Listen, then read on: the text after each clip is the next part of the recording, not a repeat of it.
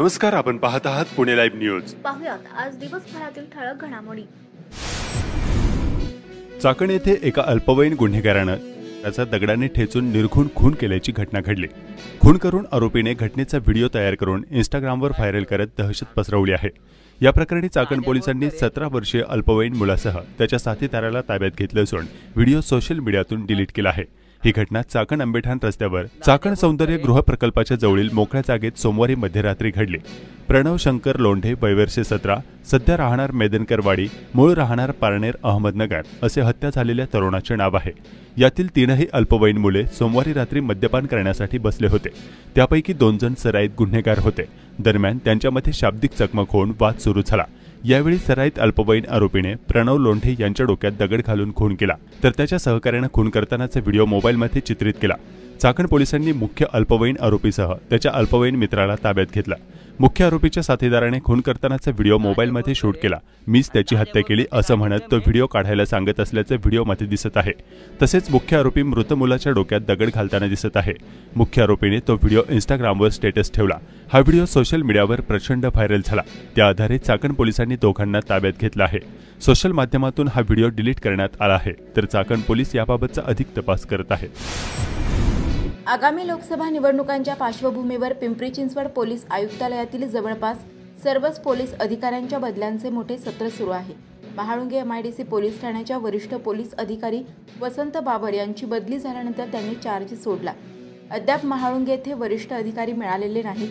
चाकणचे वरिष्ठ पोलीस निरीक्षक अशोक कदम यांनी ही बदलीनंतर अखेर मंगळवारी दिनांक 27 फेब्रुवारी रोजी चार्ज सोडलाय।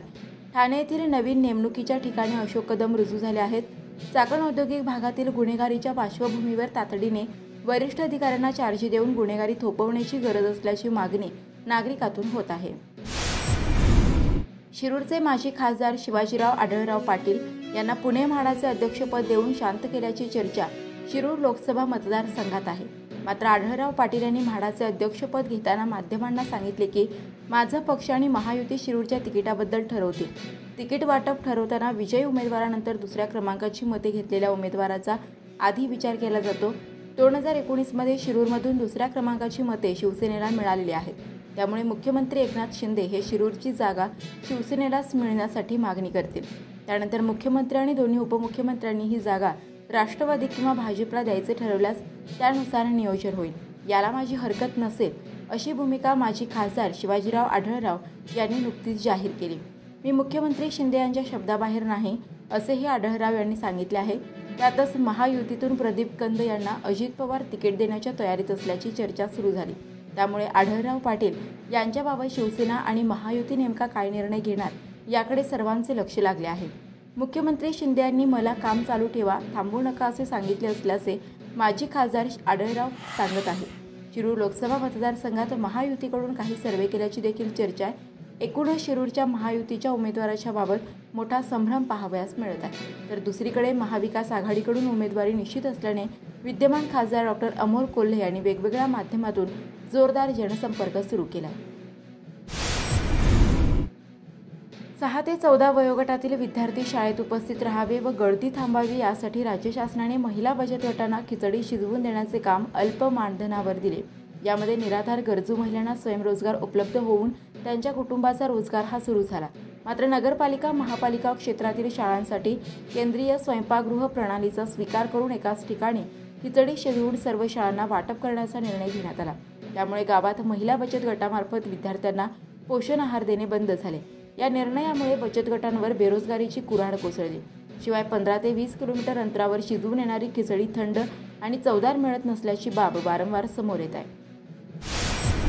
खेड तालुक्यात ठाकूर पिंपरी येथे शिवसेना पक्षाच्या जनसंपर्क कार्यालयाचे उद्घाटन व वाळूंज शिवार येथे रस्त्याच्या कामाचे भूमिपूजन करण्यात आले। यावेळी पक्षाचे जिल्हाध्यक्ष भगवान पोखरकर यांच्यासह पदाधिकारी कार्यकर्ते उपस्थित होते। चाकण MIDC मध्ये कामाला असलेले 2 मित्र आपल्या एका मित्राच्या लग्नाहून चाकणला परतत असताना त्यांच्या दुचाकीला मोटारीची धडक बसून अपघात झाला। यामध्ये आकाश संजय बोलवणकर, वय वर्ष 25, राहणार मेदनकरवाडी, तालुका खेड, मूळ राहणार बुलढाणा याचा मृत्यू झाला आहे। सदरचा अपघात टेंभुर्णी या ठिकाणी सोलापूर बाह्य वळणावर झाला आहे। अज्ञात वाहनाच्या धडकेत 20 वर्षीय तरुणाचा मृत्यू झाला आहे। हा अपघात सकाळी 7:30 वाजण्याच्या सुमारास महाळुंगे MIDC पोलीस ठाण्याजवळ चौकामध्ये घडला आहे। या प्रकरणी सुनील कुमार राजाराम अय्यर वय वर्ष 21 राहणार महाळुंगे यांनी महाळुंगे MIDC पोलीस ठाण्यात फिर्याद दिली आहे। यावरून अज्ञात वाहन चालकावर गुन्हा दाखल करण्यात आला आहे। या अपघातात तीरथ अय्यर वय वर्ष 20 राहणार महाळुंगे हा मृत्युमुखी पडला आहे। फिर्यादी सुनील कुमार यांच्या मेहुण्याचा भाऊ तीरथ हा चौकातून फिर्यादीसह अल्ट्राटेक कंपनी या ठिकाणी जात होता। यावेळी अज्ञात वाहनाने त्याला जोराची धडक दिली। त्यामध्ये तीरथ अय्यर हा गंभीर जखमी झाला व त्याचा उपचार सुरू असताना मृत्यू झाला। यावरून महाळुंगे MIDC पोलिसांनी गुन्हा दाखल केला असून पोलीस पुढील तपास करत आहेत। भरधाव कंटेनरच्या धडकेत शिक्षिका महिला ठार झाल्याप्रकरणी चाकण पोलिसांनी कंटेनर चालकावर गुन्हा दाखल केला आहे। नाथ सुरतराम जाट वय वर्ष 30 राहणार भिलवाडा राजस्थान याच्यावर गुन्हा दाखल करून अटक केली आहे। सदरचा अपघात मेदनकरवाडी या ठिकाणी सोमवारी दिनांक 26 रोजी सकाळी 11:15 वाजण्याच्या सुमारास झाला होता। राणी दीपक गोसावी वय वर्ष 40 राहणार बंगलाबस्ती मेदनकरवाडी तालुका खेड असे मृत्यू झालेल्या महिलेचे नाव आहे। चाकण MIDC मधील HP चौकात मंगळवारी 27 फेब्रुवारी रोजी भरधाव मालवाहू कंटेनर वाहतूक पोलिसांच्या चौकी शिरल्याची थरारक घटना घडली। यात 2 कर्मचारी थोडक्यात वाचले, मात्र पोलीस व्हॅन आणि येथील परिसराचे नुकसान झाल्याचे वाहतूक विभागाकडून सांगण्यात आले आहे।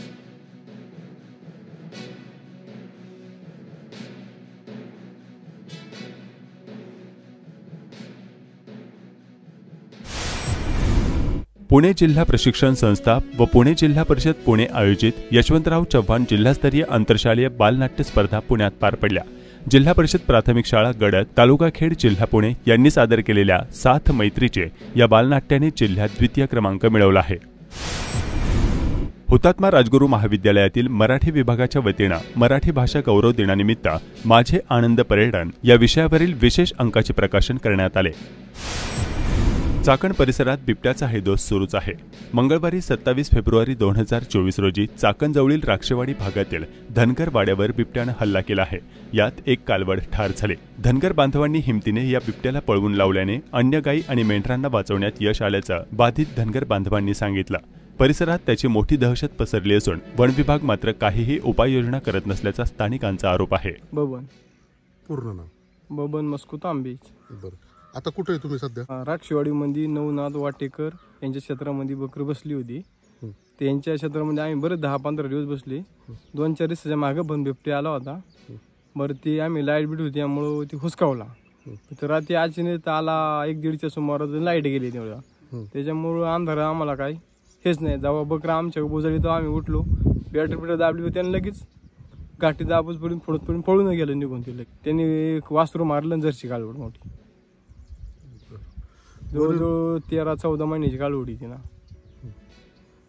मोठी लुसकानी 25-30 हजार रुपयाची ना।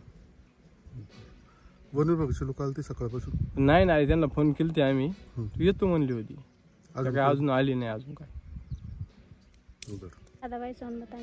बरं काय झालं होतं काल रात्री? काल रात्री काय झालं, लाईट गेली 1-1:30च्या टायमामध्ये बिबट्या आला, त्याने कालवड मारली। बकरं जेव्हा आमच्या बाजारून आली तेव्हा आम्ही आलो इकडे, तरी आम्ही हुसकावलं त्याला। 2-3 दिवसापूर्वी पण बिबट्या इथं आला होता का? आला होता पण आम्ही हुसकावला, लाईट गेली तेवढ्यात।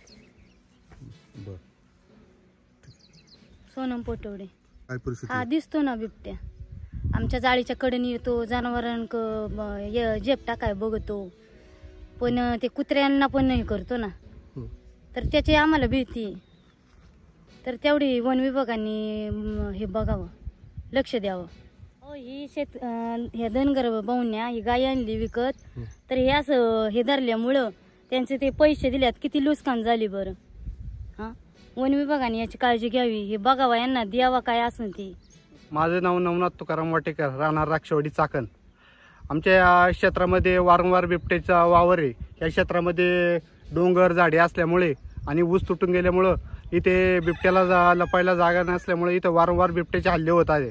रात्रीच आमच्या इथं धनगर बांधव हा बबन मस्कुत आंबे यांचा वाडा गेली 8 ते 10 दिवसापासून बसलेला आहे। तर काल परवाही बिबट्या येऊन गेला, परंतु त्या कुत्र्यांच्या मुकण्यामुळे माणसाच्या आरडाओरडामुळे ते पळून गेला। परंतु रात्री बिबट्याने अचानक लाईट गेल्यामुळे असा हल्ला केला की त्यांची इथं गाई होती व गाईचं वासरू तर जागेवर त्यांनी मारलं आणि गाई सुटून पळून आली इकडं. तर बकरं सुद्धा इकडं अस्ताव्यस्त पळत होती. तरी वन विभाग नुसतं आपलं ऐकतं, आमचं काही आम्ही मागणी ऐकतं आणि नुसतं कानावर हात ठेवतं. इकडं काही पिंजरा लावण्याची मागणी आम्ही केलेली आहे, तर वन विभाग काही इकडं लक्ष देत नाही. तर त्वरित त्यांनी पिंजरा इकडे लावावा. सतत बिबट्याचे हल्ले होत आहे. गेल्याही वर्षी आमच्या इथं हाच वाडा बसला होता, यांच्याही 4 मेंढ्या इथं जागेवर ठार मारल्या होत्या. ह्या विभागात 2-3 बिबट्यांचा सतत वावर आहे. इथं पाणी जवळ असल्यामुळं, डोंगर झाडी लपायला असल्यामुळं इथं बिबट्या वारंवार येत आहे. तरी वन विभागाला माझी एक विनंती आहे की इथं तुम्ही पिंजरे लावावेत व आमच्या इथं आम्ही इथं रानवस्ती असल्यामुळे प्रत्येकाची एक अशी घरं आहे. त्यामुळं ते वारंवार आमच्या कुत्र्यांवर शेळ्यांवर हल्ला करतात, माणसांवर पण हल्ला करतात. त्यामुळे आमच्या जीवाला धोका आहे. तरी वन विभागाने त्वरित त्याची दखल घ्यावी व पिंजऱ्याची बसवावी. आम्हाला भ्या वाटतं, काहीतरी बंदोबस्त करा. बिबट्या इथं सारखा वस्ती धरून राहिला ना, मग कुठेतरी नेऊन सोडा तिकडे दुसऱ्या रानांनी. इथं मैदान करायला 4 दिवस झाले, सारखा पाठलाग करते ती, रातभर झोपाच नाही. त्याचा भरोसा नाही, माणसावर सुद्धा हल्ला करीन, त्याचं काय सांगता येते.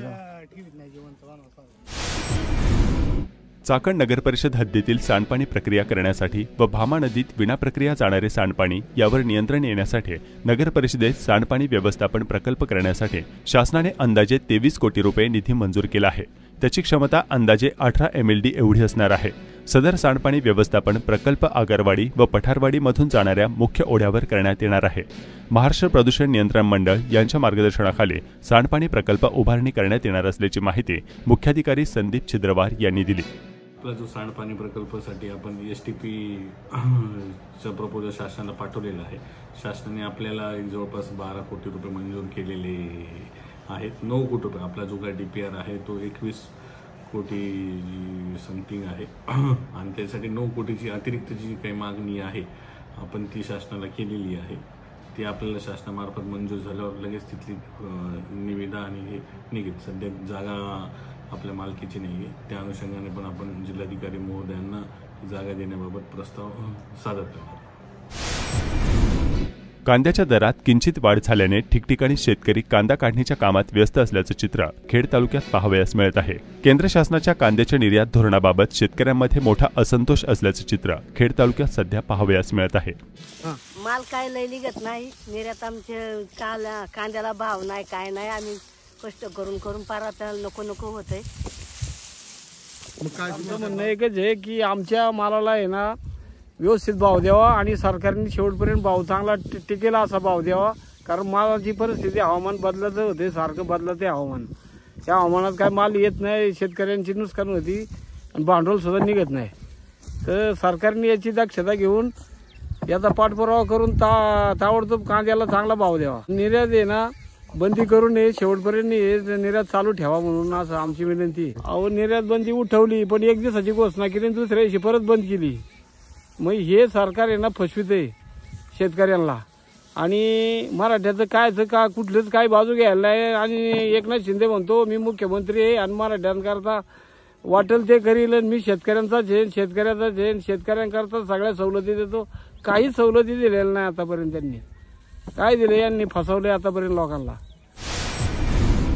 खेडचे आमदार दिलीप मोहिते पाटील यांच्या पाठपुराव्यानंतर उपमुख्यमंत्री अजित पवार यांनी चाकणमधील अल्पसंख्याक समाजासाठी 1 कोटी रुपयांचा निधी मंजूर केला आहे. राष्ट्रवादीच्या पदाधिकाऱ्यांनी याबाबतची माहिती दिली. राज्याचे उपमुख्यमंत्री आदरणीय अजितदादा पवार यांनी चाकण शहरासाठी अल्पसंख्याक विभागातून भरघोस असे 1 कोटी रुपयाचा निधी मंजूर केल्याबद्दल आणि त्याचा वारंवार पाठपुरावा केल्याबद्दल मी आमदार दिलीप शेठ मोहिते पाटील यांचे जाहीर आभार मानतो. चाकण शहरात बऱ्याच दिवसांची मागणी होती जामा मशिदीसमोर सांस्कृतिक भवन बांधण्यासाठी आणि जी जय मल्हार नगरमध्ये स्मशानभूमी आहे त्याचे सुशोभीकरण करण्यासाठी वारंवार मागणी करून दादांनी ती आमची मागणी मान्य केल्याबद्दल दादांचे हार्दिक आभार.